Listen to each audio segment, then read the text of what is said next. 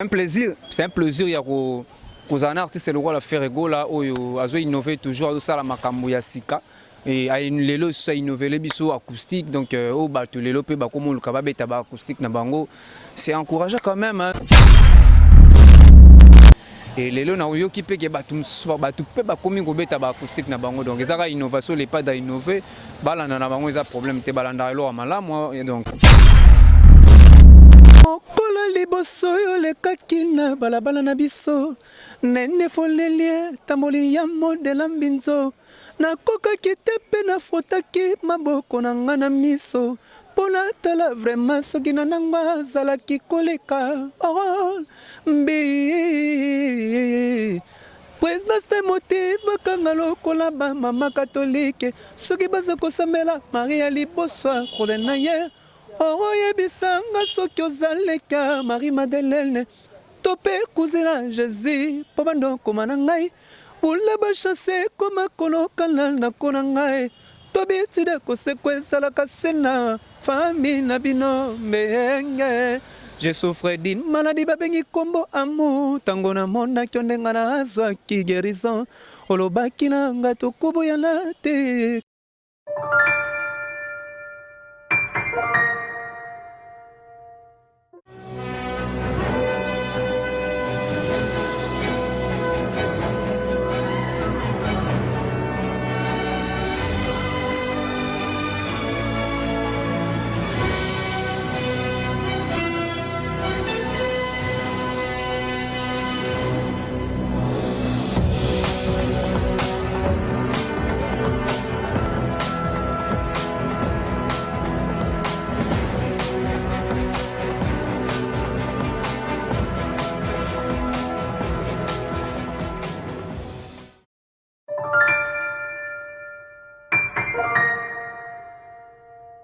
Bonjour, bon après-midi, ça dépend de l'heure où vous recevez biso na bandak nabino vraiment.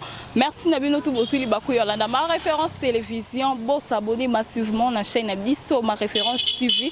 Voilà na monde bongo Lionel Tamala, oza bongo na sima ya caméra, pourquoi pas à notre madame donc notre patron, la patronne de ma référence télévision Bambo Tebele place aux Zac. Abonnez-vous, abonnez-vous. Là je vois Hervé Luté, pourquoi pas Hervé et Coco. Bino tout na bino mingi Lionel Tamalo Panza caméra aux invités du jour nanga invité spécial nanga et l'office à Métiol. Bonjour fils. Ouais, bonjour bonjour na batutu bazolanda biso, bonjour à tout le monde. Pesi ba bambote biskan soubazali batutu balingara fils ya Métiol là bambote na bango ba bonjour et puis batutu balingara les pas de Ferrego là to bandana na ye pour ende cerveau moteur donc voilà. Na pesi bango bambote base solide na biso mobima na mikili wana ya dadango abana bira de poste des amunda la skoni mbunza fils kelele général batutu ya cherigola na pesi bango bambote skanso bazwa voilà fils ya Métiol boni Ferrego la Jésus des Nuances. Ouais, les padres ça va makasi donc en tout cas les padres za kitoko makasi azana na palais toujours en mode confinement na mode pe ba de confinement bani déjà au salama muke on est là toujours les padres za bien et puis biso ba soldats na tout va bien donc toujours en mode confinement to on a ba palais car to on a ba palais kala mingi te makambo ezo nga moto zongela ba boulot fils ya Métiol tomoni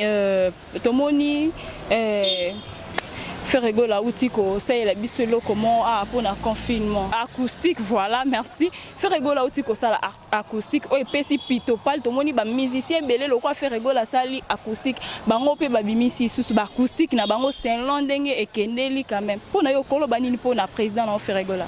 En tout cas bravo à l'artiste, bravo à Ferrego là mon padre le padre donc mon patron en tout cas na musala kitoko saleli ba fanatique na ye.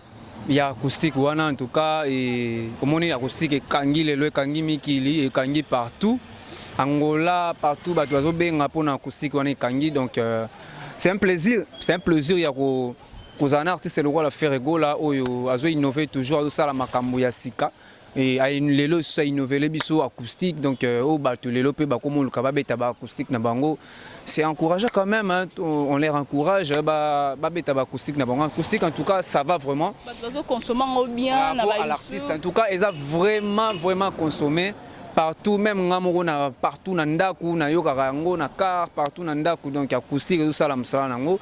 Bravo à l'artiste, bravo na ba tout ba collègue, tout ba accompagnant qui est, et puis voilà msala salama kitoko yango moni e boti lelo batu bakomi ko lobela voilà loko malamu ezaka bongo batu ba lobela senga batu ba lobela ndezala kaka. En tout cas bravo à l'artiste, le pas de faire Hugo la boss na biso na msala célèbre sur acoustique wana le cas vraiment kitoko eza bien. Et les lois na qui peut que batu pe ba komi ko beta ba acoustique na bango, donc ezaka innovation les pas d'innover balanda na bango eza problème te balanda lo malamu, et donc balanda lo malamu. Tout le monde peut pas bosser pas bimisi pas acoustique au colo banini pona.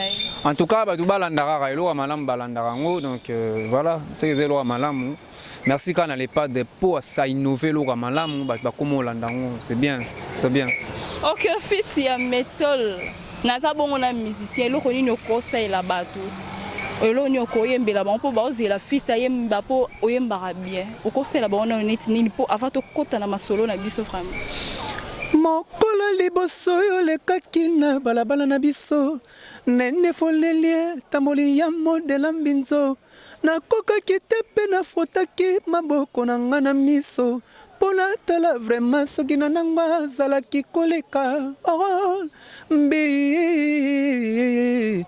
présidence te motive kanga lokola ba mama katolike soki baza kosambela maria liboso akole na ye oyebisanga soki ozaleka marie madeleine to mpe kuzina jésus mpo bandokoma na ngai bula bachase koma kolokana nako na ngai tobitide koseko ezalaka sena famille na bino mbenge. Je souffre d'une maladie babengi kombo amour tango na monaki ondenga na azwaki guérison olobaki na nga tokoboyana te kakaliwa ekokabola biso nsuka maloba ezalaki ya bololo mbenge nzela ozotambola soki oyoki bakude bal soki omoni mandalala eza nango dei national te matanga ndenge ororobo inonga oresisite lisusu badouleur bapota nyonso akala etumbwami yeye mbenge ngai komota témoin de Jehova eshadai makili esili ondire nakomi owaye yo nde sache na ngai ya transfusion orzonga mpo réanime moninga sala noki anemi ekomi chronique ekomi obomba na ngonga sa pizza yeye menge na ngai na gastronomie baloba keke sola quantité les qualités billet, ce que vous avez mis colonioso, ça qui a changé pas, tu risques de tomber malade. Kasi kombonomi colonioso na mi sonangai, et ça monotone pour que le vitonangai si mécène. À mon noué, zalinde mystère. Donc voilà. En tout cas, tu sentir que nos frères Gola azana ba musicien complet.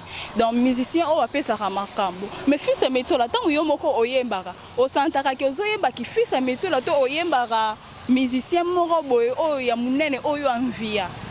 En tout cas quoi maintenant qui fils et métier là oui, bien sûr na zoyemba na voix na ngai. Na zape na batik na nga ba mayele na nga msusu mais en tout cas mingi nde Kouvana permet dans les padres, je crois qu'il faut qu'on hériter pour les padres à richesse mon robot et habiter la musique na biso donc biso batozu opportunité occasion aux appembe na je crois qu'il faut qu'on hériter mayele wana faut zo mayele wana donc na comment linga sona zo yemba na salela ba tactique na ye ba méthode na ye ba façon na ya yemba pour que esalanga esala mo couleur mo na ki fi sa métier là na ki fait rigola esangana ebota mo couleur moko boy. Donc imde balobara que moi voilà moi na Lyon à Lyon heureusement yo moi aussi c'est lingango donc moi na Lyon à Lyon donc il faut bisonner tout ça il faut que bimisara qu'il est pas très morobo pour ça bien. OK fils à métiol.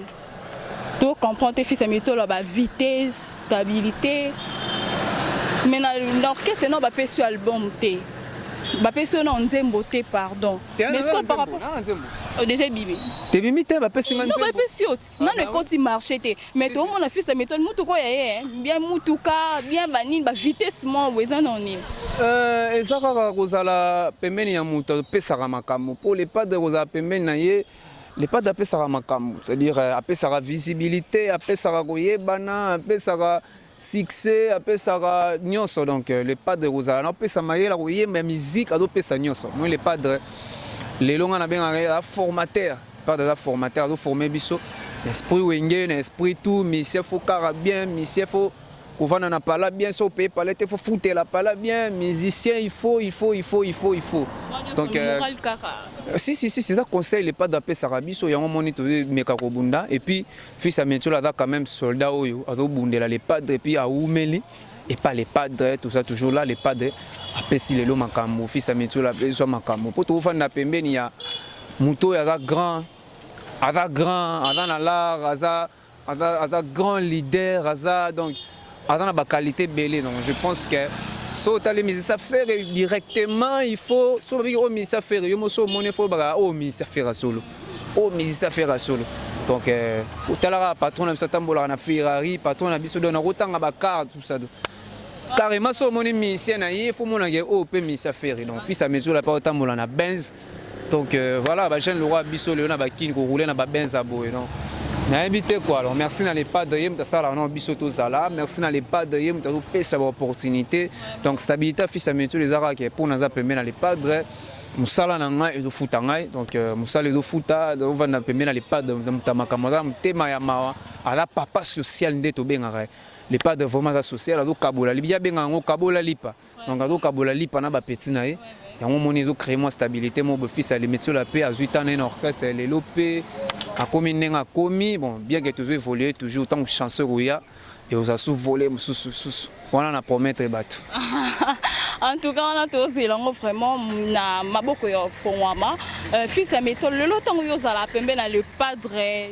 Ferrego la Jésus des nuances au mitala devant mutumo boy devant un grand score comment on a batumo boy ba fingara Ferrego la ba mankaka e ba respect pour na yo elobela kanoni. En fait kofinga eza éducation mutu so moni mutazo finga seke so moni mutazo finga yo la ça directement place à uta et puis kofinga ezala nango bon kofinga mutu ala libre kofinga donc ta libre kofinga ya ko critiquer ya ko nini donc voilà surtout kanga mna bango ti donc en tout cas eza moi ma trop parce que na Congo lelo na musique ya Congo donc na ba fanatique na le monde de la musique na nyonso lelo on a déjà na bango na boulot moi ingratitude moko boye irreconnaissance moko boye et comment okota na komi na moi domaine ngo comme na moi domaine ngo surtout makamba ba internet oye na vague moko boye donc pesi batu liberté moko boye na batu msuba ko loba na batu te ba komo loba na batu parce que donc voilà c'est regrettable c'est regrettable mutu msuso mona pas à un niveau ko finga tam su Ferrego la te mazo opportunité ko finga ye parce que donc voilà conseil ngana ko pesa na batu photo ba ka ba valeur tout ba valeur tout ba valeur ba capacité ba tout ba les padres lelo ba ba tout moko boye na habité au finga ye na nini donc na habité au finga ye na nini pour finga mninga fo mitala nanu ngana za ndenge nini pona finga mninga na za ndenge nini donc voilà c'est un peu ça conseil na opesa ka ngwana. D'accord, merci beaucoup fils Ametiola. Selon conseil, on évolue bien, mais fils Ametiola, on a yo fils tant que musicien pose à la critère nul. Musicien, chanteur, guitariste, tout nani pour ba musicien bada. En général musicien. Musicien soit dans la critère nini. Musicien bon. Ba critère ezara que musicien faut à la musicien tout d'abord faut ayer ba musala za koyeba musala là parmi ba critères oyo sala que artiste zala. Donc faut dans la musala ou dans la musicien faut dans la poli parce que biso to éducara masse. Tu es éducateur à masse, il faut dans la poli. Monsieur faut être poli, na te voloba n'importe quoi, monsieur faut dans la poli. Faut dans la poli, ils a parmi les critères au monsieur rose à la nango. Faut dans la calme dans la poli parce que tout coup t'en as ba to ndenge na ndenge. Donc toi to loba bo faut ba nini ko loba. Pour ne tout ça les monsieur va te belé ba otala. Ah monsieur na loba gibo ah zo réfléchir bo ça là donc monsieur faut dans la poli, intelligent. Musala surtout donc faut linga musala pour musala ndé musala da ba critère OK so tambola lelo yo sala ke sango no tikala sa ke lisolo ne beta mato la mission ba critère na mission parce que bossera bien on la voit bien travaillera bien et par poli et puis mission faut dans la propre donc voilà c'est un peu ça moi ndambu non yango wana musicien faut la paix propre, faut être élégant, pourtant tu as lié à mon au musicien. Voilà, c'est un peu ça. Pour Nairobi, on me dit que vous êtes musicien. En tout cas, bon, il y a une question nous allons répondre en côté, mais musicien avant tout le monde faut dans la poli. C'est-à-dire si vous êtes musicien, il y a un poli peut balayer, il poli balayer. Mais on a plus de critères où il y a un musicien faut avoir non.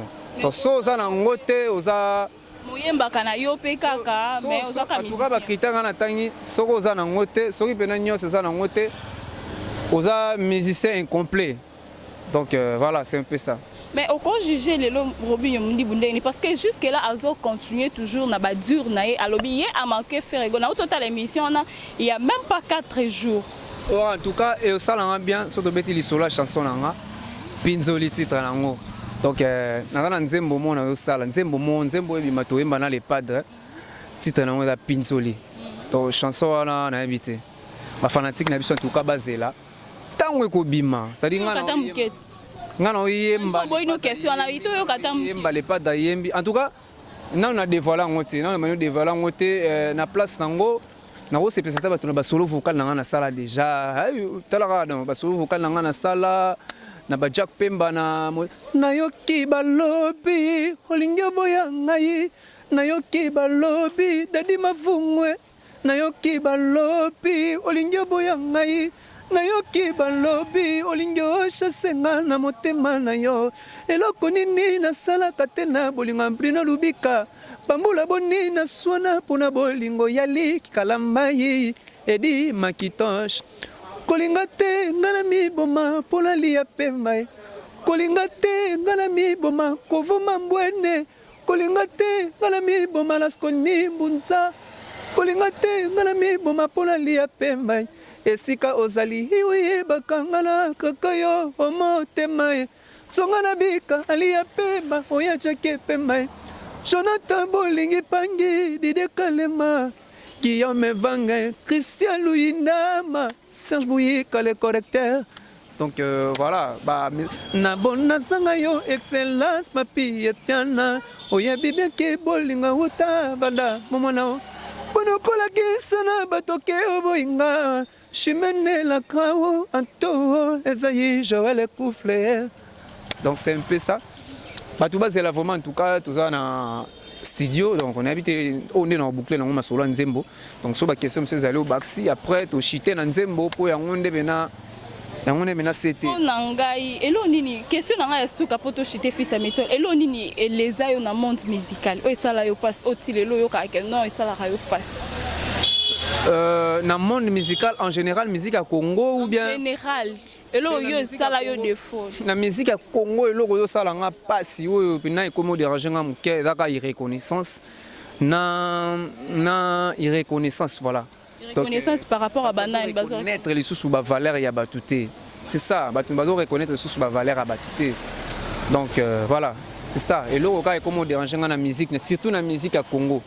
Pour toi, il y a des valeurs à artiste soit outil ou bandara ndenge na sala nini lelo komi ndenge nini apesi makamu nini na mboka na biso.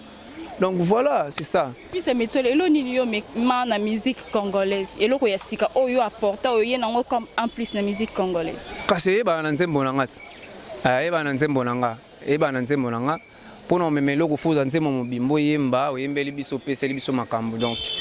Ba na nzembo nanga tango ko bimande siko ba comprendre ba couleur ya fils ya métier là ba mayele ni na ngolo ni na banda bombela biso donc ba bazela ra chanson na nga yango na betela c'était chanson na nga Pinzoli tant en robima ndesko ba to découvrir fils ya métier là ce qu'on a nzema mobimba ba découvrir ba qualité na nga nyonso parce que na robimisa o nyonso na nga en tout cas fils ya métier to comme bon na suka moi deux vocales kaka poto kabwana na biso présence à moto connaît pongana kamakala o y affection de komisaka amoureuse ba tendresse milinga miso ezalaki omona nzoka ekodisparaître yango motema na ngai chef jadile teta mbolingo na ngai opese pa ya motapusu balokota babwaka ye ngai pourquoi tu m'as fait ça pourquoi tu m'as fait ça donc c'était un peu ça.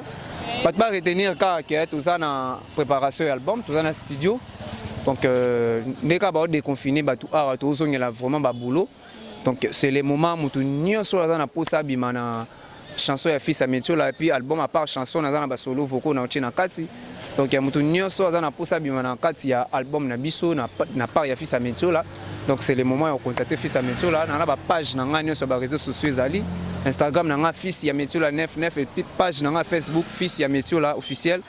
Donc ça va s'abonner mutu to na posa ya osola na fils Ametio là ba. C'est puis numéro de téléphone ba moto le. Ouais donc ba mbote na nga déjà na ve na nga Didier Kalema Guillaume Vangi na pesi mbote Berado Prince des Amunda na pesi mbote Harry Sensambu le Suprême Yannick Mambeke na pesi pe mbote ba Olanda biso Chico Kalamba et Serge Bouika les garçons correcteurs na pesi pe mbote Joël Koufle Netseki Lasconi Mbunza donc Muteba na pesi pe mbote belé Mamale Lumina Japon na pesi ba mbote donc ba tout ba s'abonner na ba page na nga et voilà donc on a rôle baba la rache téléphone na Pinzoli na Mbele Elvis Fulama depuis Luanda Elvis Fulama maître Moussa Mangi donc voilà téléphone est 99 099 80 75 099 donc 99 80 75 099 tout ba contacter fils Ametio là.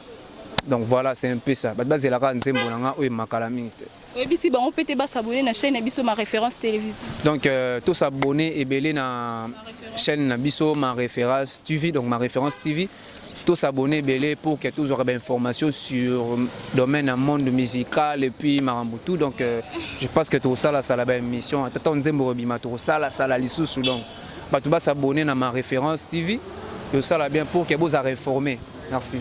Merci beaucoup Nabino tout. Bon, Luka qui fait sa méthode, bon mon fils hier yo bon comprendre cette émission vraiment na nzela bilmo bon mona. Un grand merci à Lionel Tamalada qui n'a si ma caméra. Pourquoi pas Archil depuis l'Australie. Na peso bambo tebele Pati Makasi garçon de Paris. J'étais salut tout le monde aura dimanche abonnez-vous massivement on se revoit à la prochaine numéro. Merci.